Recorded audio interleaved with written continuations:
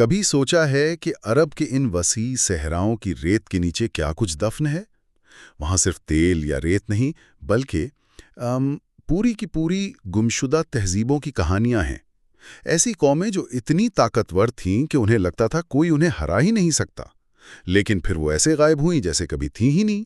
اور دلچسپ بات یہ ہے کہ ان سب کہانیوں میں ایک عجیب سی مماثلت ہے، ایک ہی جیسا پیٹرن نظر آتا ہے: بے پناہ خوشحالی اور طاقت، پھر تکبر، خدا کو بھول جانا، اور پھر پیغامبروں کی وارننگ کو نظر انداز کرنا، اور آخر میں ایک اچانک تباہ کن انجام۔ بالکل۔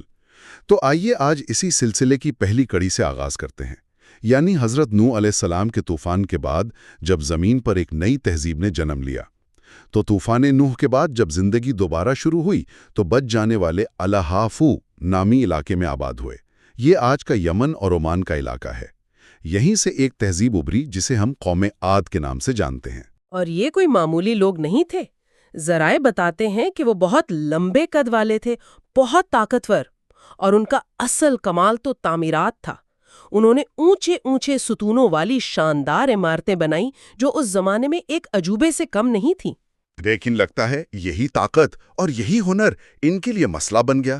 وہ اللہ کو بھول گئے، بتوں کو پوجنے لگے، اور ان میں غرور آ گیا۔ تب اللہ نے ان کی رہنمائی کے لیے انہی میں سے ایک نبی بھیجے، حضرت ہود علیہ السلام۔ ان کا پیغام بہت صاف تھا: ایک خدا کی عبادت کرو جس نے تمہیں یہ سب دیا ہے۔ مگر قوم نے ان کی بات سنی انسنی کر دی۔ ان کا جواب تکبر سے بھرا ہوا تھا۔ بھلا ہم سے زیادہ طاقتور کون ہو سکتا ہے؟ انہوں نے حضرت ہود کو بس ایک عام انسان کہہ کر جھٹلا دیا۔ اچھا، یہ تو ہوئی مذہبی روایت، لیکن کیا آج کی سائنس، مطلب کوئی ٹھوس ثبوت ہے اس کا؟ یہی تو اس کہانی کا سب سے حیران کن پہلو ہے۔ صدیوں تک اسے صرف ایک قصہ ہی سمجھا جاتا رہا۔ پھر اچانک 1992 میں ناسا کے خلائی شٹل پر لگے ایک خاص ریڈار نے صحرا کی ایسی تصویریں لیں جو ریت کے نیچے بھی دیکھ سکتی تھیں۔ اچھا، تو انہیں کیا نظر آیا؟ انہیں قدیم راستوں کا ایک نیٹ ورک اور ایک گمشدہ شہر کے آثار نظر آئے۔ یہ تو حیران کن ہے۔ تو کیا ناسا خاص طور پر اسی شہر کو ڈھونڈ رہا تھا؟ نہیں، وہ دراصل قدیم تجارتی راستے تلاش کر رہے تھے۔ اس تحقیق کو نکولس کلیپ نامی ایک ماہر آثار قدیمہ لیڈ کر رہے تھے۔ جب انہوں نے عمان میں ابار نامی جگہ پر کھدائی شروع کی تو انہیں ایک قدیم قلعہ اور بہت بڑے ستونوں کے آثار ملے۔ ستونوں والے آثار؟ یہ تو بالکل قرآن کی تفصیل جیسا ہے، جہاں شہر کو ارم ذات العماد یعنی ستونوں والا ارم کہا گیا ہے۔ بالکل، اور اس سے بھی بڑھ کر ایک اور چیز ملی۔ ماہرین نے یہ بھی دریافت کیا کہ یہ شہر کسی جنگ یا زلزلے سے نہیں تباہ ہوا۔ تو پھر کس چیز سے؟ ایک انتہائی شدید آندھی کی وجہ سے ریت میں دفن ہوا تھا۔ مٹی کی تہوں میں اس طوفان کے واضح ثبوت ملے، بالکل وہی عذاب جس کا ذکر ملتا ہے، ایک خوفناک آندھی جو 7 راتیں اور 8 دن چلتی رہی۔ تو قوم عاد کا تو خاتمہ ہو گیا، لیکن کہانی یہاں ختم نہیں ہوتی ہے نا؟ حضرت ہود اور ان کے ساتھیوں کا کیا بنا؟ وہ اس عذاب سے محفوظ رہے۔ وہ وہاں سے ہجرت کر کے ایک اور وادی میں چلے گئے جو آج سعودی عرب میں اولا کے قریب ہے۔ یہاں ایک نئی تہذیب نے جنم لیا، قوم سمود۔ اور تاریخ نے پھر خود کو دہرایا۔ جی، وہ بھی بہت ترقی یافتہ اور دولت مند تھے، لیکن ان کا ہنر مختلف تھا۔ قوم سمود پہاڑوں کو تراش کر گھر، محل اور مقبرے بنانے میں ماہر تھی۔ آج بھی مدائن صالح کے مقام پر ان کے بنائے ہوئے 80 سے زیادہ مقبرے موجود ہیں۔ ذرا سوچیں، ٹھوس چٹانوں کو کاٹ کر پورا شہر بنانا، یہ تو کمال کی انجینئرنگ ہے۔ آپ نے بالکل صحیح کہا، اور یہی فخر انہیں بھی لے ڈوبا۔ وہ بھی بت پرستی میں مبتلا ہو گئے، اور اللہ نے ان کی طرف حضرت صالح علیہ السلام کو بھیجا۔ تو انہوں نے بھی اپنے نبی سے کوئی ثبوت مانگا ہوگا جیسے پچھلی قوموں نے کیا؟ جی، انہوں نے حضرت صالح کو چیلنج کیا، کہا کہ اگر تم سچے نبی ہو تو اس سامنے والی چٹان سے ایک زندہ اونٹنی نکال کر دکھاؤ، اور اللہ کے حکم سے یہ معجزہ ہوا بھی۔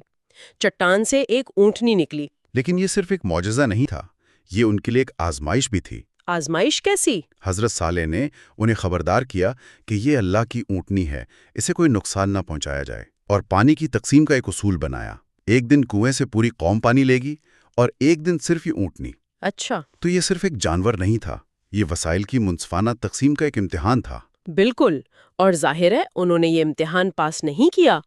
کچھ عرصے تو وہ برداشت کرتے رہے، لیکن پھر ان کی سرکشی غالب آ گئی۔ ان کے ایک سردار نے اس اونٹنی کو قتل کر دیا۔ اور یہ صرف ایک جانور کا قتل نہیں تھا، یہ اصولوں کو ماننے سے انکار تھا۔ جی، اس نافرمانی کے بعد حضرت صالح نے اعلان کیا کہ ان پر 3 دن میں عذاب آنے والا ہے۔ اور اس عذاب کی کیا نوعیت تھی؟ روایات کے مطابق اس کی نشانیاں ظاہر ہونا شروع ہو گئیں۔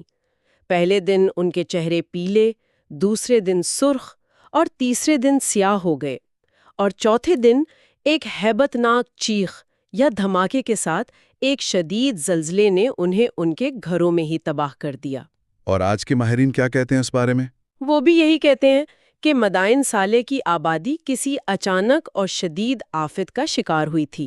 تو عاد اور سمود کی کہانیاں تو بہت واضح ہیں، لیکن کچھ ایسی قوموں کا بھی ذکر ہے جو کافی پراسرار ہیں، جیسے قوم رس۔ ان کے بارے میں ہم کیا جانتے ہیں؟ ان کے بارے میں معلومات بہت ہی محدود ہیں۔ قرآن میں ان کا ذکر قوم عاد اور سمود کے ساتھ کیا گیا ہے، جس سے اندازہ ہوتا ہے کہ یہ بھی ایک سرکش قوم تھی جسے تباہ کیا گیا، لیکن ان کا اصل مقام، نبی کا نام، تباہی کا طریقہ، یہ سب پردہ راز میں ہے۔ رس نام میں ہی کوئی اشارہ چھپا ہو سکتا ہے؟ ہو سکتا ہے۔ عربی میں رس کا ایک مطلب پرانا کنواں ہوتا ہے۔ اس سے کچھ محققین یہ اندازہ لگاتے ہیں کہ شاید یہ لوگ کسی کنویں کے ارد گرد آباد تھے اور پانی پر جھگڑے کی وجہ سے تباہ ہوئے۔ تو اگر کوئی واضح تاریخی ثبوت نہیں، تو کیا ان کی تباہی کی کوئی سائنسی وضاحت ہو سکتی ہے؟ بالکل، عرب کا خطہ جغرافیائی طور پر کافی فعال ہے۔ وہاں فالٹ لائنز موجود ہیں۔ ایک اچانک زلزلہ یا زمین کا دھنسنا ایک پوری بستی کو نگل سکتا ہے، یا پھر شدید خشک سالی بھی ایک وجہ ہو سکتی ہے جس نے ماضی میں کئی تہذیبوں کا خاتمہ کیا ہے۔ تو قوم رس ایک معمہ ہے، لیکن اگلا گروہ قوم تبا ایک بالکل مختلف کہانی ہے۔ جی، یہ کسی ایک آفت کی داستان نہیں، بلکہ ایک سلطنت کے سیاسی اور اخلاقی زوال کی کہانی ہے۔ تبا کون تھے؟ یہ کسی شخص کا نام ہے یا قوم کا؟ توبا دراصل یمن کے ہمیری بادشاہوں کا لقب تھا، جیسے مصر کے بادشاہوں کو فرعون کہا جاتا تھا۔ تو کیا یہ سبھی بادشاہ برے تھے؟ نہیں، اور یہی بات انہیں دوسری قوموں سے مختلف بناتی ہے۔ ان میں نیک بادشاہ بھی گزرے ہیں۔ ایک مشہور بادشاہ اسد ابو کرب کا ذکر ملتا ہے، جس کے بارے میں کہا جاتا ہے کہ وہ پہلا شخص تھا جس نے خانہ کعبہ پر غلاف چڑھایا تھا۔ لیکن ان کے بعد آنے والے بہت سے بادشاہ بدعنوان اور ظالم تھے۔ قرآن میں اسی سرکش گروہ کا ذکر ہے۔ تو ان کی تباہی کیسے ہوئی؟ کیا ان کا انجام بھی قوم عاد اور سمود جیسا ہوا؟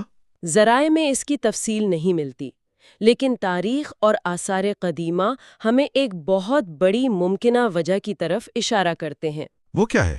یمن میں اس قوم نے انجینئرنگ کا ایک عظیم شاہکار تعمیر کیا تھا، مارب ڈیم۔ یہ اس دور کے سب سے بڑے ڈیموں میں سے ایک تھا جس نے ان کی معیشت کو صدیوں تک خوشحال رکھا۔ اور پھر وہ ڈیم ٹوٹ گیا؟ جی ہاں، تقریباً 570 عیسوی کے قریب یہ تاریخی ڈیم ٹوٹ گیا۔ اس سے ایک بہت بڑا سیلاب آیا جس نے ان کے کھیتوں، باغوں اور پورے معاشی نظام کو تباہ کر دیا۔ اس واقعے نے بڑے پیمانے پر ہجرت کو جنم دیا اور ہمیری سلطنت کے زوال کا سبب بنا، غرور میں مبتلا کر دیا، اور آخرکار وہ تباہ ہو گئیں۔ اور سب سے اہم بات یہ ہے کہ یہ صرف قصے کہانیاں نہیں ہیں، ان کے آثار آج بھی عرب کے صحراؤں میں موجود ہیں، جو ہمیں خاموش سبق دیتے ہیں۔ بالکل، اور یہ نقطہ واقعی سوچنے پر مجبور کرتا ہے۔ یہ تمام معلومات جو آج آثار قدیمہ اور سائنس سے ثابت ہو رہی ہیں، 1400 سال پہلے قرآن میں بیان کی گئی تھیں۔ جیسا کہ قرآن میں دعوت دی گئی ہے، زمین میں گھوم پھر کر دیکھو کہ جھٹلانے والوں کا انجام کیسا ہوا۔ یقیناً، اور یہ کہانیاں صرف خدائی عذاب کی داستانیں نہیں ہیں، بلکہ یہ آج کی تہذیبوں کے عروج و زوال کے بارے میں بھی بہت کچھ سکھاتی ہیں۔ اور یہاں سے ایک گہرا سوال پیدا ہوتا ہے، آج کے معاشرے اپنی بے پناہ طاقت، ٹیکنالوجی اور دولت کو عاجزی اور اخلاقی ذمہ داری کے ساتھ کیسے متوازن رکھ سکتے ہیں؟